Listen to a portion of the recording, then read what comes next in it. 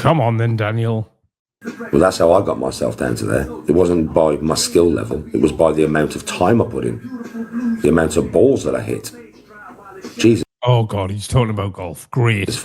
Christ, man. When you're spending 14 hours a day on the golf course, you live on the golf course. If Tony was sat here, she'd tell you. She'd be like, he was on the golf course for 14 hours a day. Every day.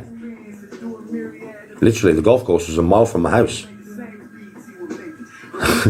Used to be on the golf course 14 hours a day, every day. I thought he said that Tony and his family held him back from golf. Tony knew exactly where I was. Sometimes she'd walk up to the golf course and she'd just see me there at 6 o'clock on the night. I'd been there fucking 7 o'clock in the morning. And I'm still chipping onto the green, bro. I used to have a big bag like this of balls, yeah, that had 350 balls in it. You did used to have big balls. They disappeared, those balls, didn't they? Due to reacher. And when I used to go and practice out of a bunker, I'd tip the whole bag into the bunker, bro. 350 balls I'd hit out of the bunker. That's how I got so good. Repetition, repetition, repetition, repetition, repetition. Ah, you repetitively said repetition. Wasn't nothing to do with my natural skill level. Re-record, not fade away. Re-record, not fade away. Because I started on 8. I'm like a walking 80s TV advert encyclopedia, mate, you know. Trio, golf time trio. Handicap. So I wasn't... Got a new show review in there. What is it, Tea Time Trio? That good when I started. An 8 handicap's not... Going to do the first episode today. That good. It's only 4 shots better than I am now. So it's not that good. But it was all right. Do you know what I mean? And that's where I started. And then I got to a 2.2 and Tony wanted to get married in Turkey. That wedding cost me £25,000. How did he raise £25,000 spending 14 hours a day practicing golf every day? I had to go back to work and I worked 2 jobs. I worked at Oldbury Tip in the daytime, just working at the tip. I thought you worked the golf course. Full-time job, 10 hours a day. Once a week at the tip, well, twice a week actually, on a Wednesday and a Friday. I used to do the worst job you could possibly ever do, but I got paid £20 odd an hour to do it.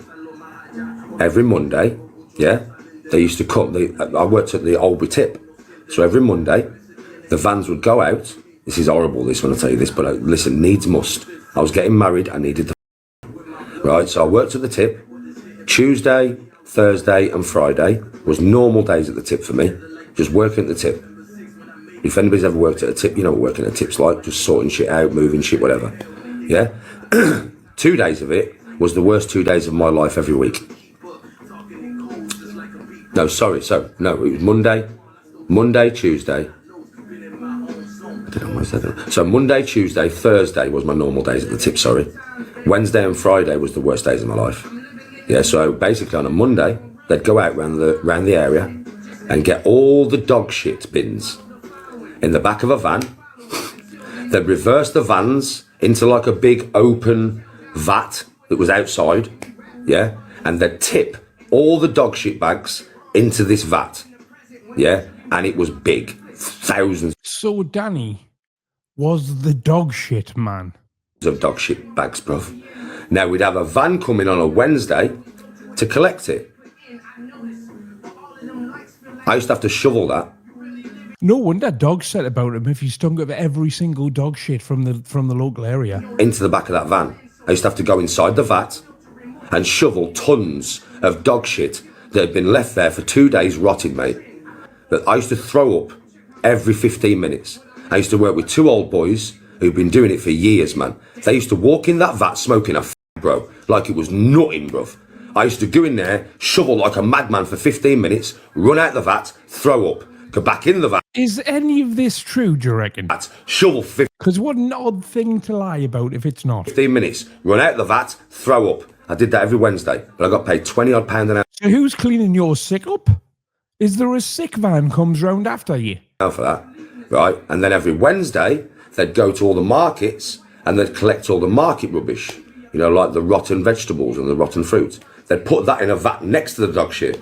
And then every Friday, I'd have to go in that vat with a shovel and shovel it all onto the back of a van.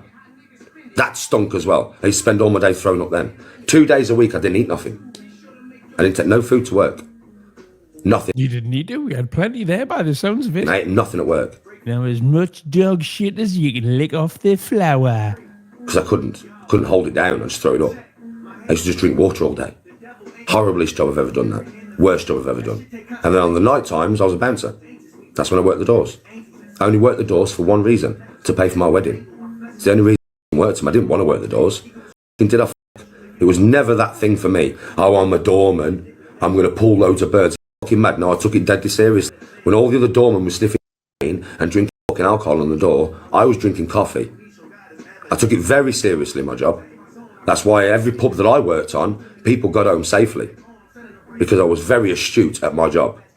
Very astute. Astute. He was the most astute dog shit person ever. Because I was on coffee all night. These were trying to pull birds, sniffing and drinking alcohol. That's another reason why I would never do the doors again. Because the people you do the doors with take the piss. They're all interested in just pulling birds in the fucking place. You're not there for that, mate. They're all sniffing in the toilets with the fucking lads that's supposed to be stopping sniffing. Do you know what I mean? Sounds better. Sounds better than picking up dog shit. They're all fucking going behind the bar, gives a shot of whiskey. 10 shots of whiskey later, you're as much trouble as the fucking kids in the pub causing trouble, you twat. I hated doing the doors. I fucking hated it. I despised it. But I needed the money. So I needed to pay for my wedding. And I did pay for my wedding. I didn't play golf for a year. If he had a doorman's badge, which I don't believe he did, but if he did have a doorman's badge, right, then that would tell me that he'd never been arrested and charged for anything or convicted of anything with violence in it. For one whole year, I did not play golf. So I went from playing golf every single day, playing off a 2.2 handicap, and I didn't play golf for a year. For a full fucking year. I came back after my holiday, after my wedding, after being in Turkey.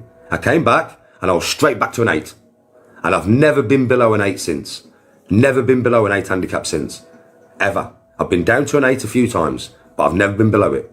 Ever. Because I've never had the time since then. Well, I've never done the same thing as what I did then.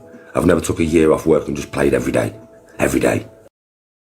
I bet he wasn't just a glass collector. I bet he was one of them glass collectors that was proper over the moon to be there, who used to like dance on the podiums and that as well. Every day. I think he was the boy. Ruthlessly. I've never done that. Since. I'm going to have a wee. What can we play in the meantime?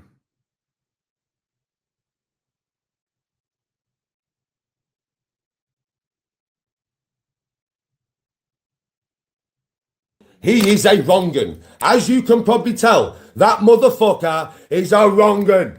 He's a wrong'un. Go ahead. Wrong'un. Wrong'un.